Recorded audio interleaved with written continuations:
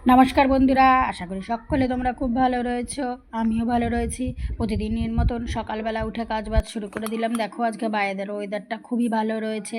সকালবেলা ঘর টর গুছিয়ে নেব, ভালো করে একটু ঘর দোর গুছিয়ে নিয়ে সকালবেলা স্নান টান সেরে নিয়েছি, বুঝলে, স্নান পুজোটা করে নিয়েছি।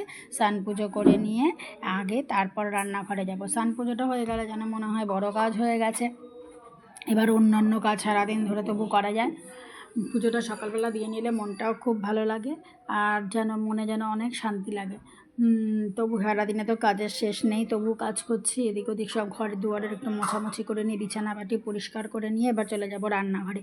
রান্নাঘরে অনেকটা কাজ সেরে এসেছি, চলো রান্নাঘরে যাই। রান্নাঘরে দেখো মাছের ঝোল, মোটামুটি অনেক কাজ সারার পর আপাতত মাছের ঝোলটা নিয়ে ভিডিও করতে সুবিধা করলাম।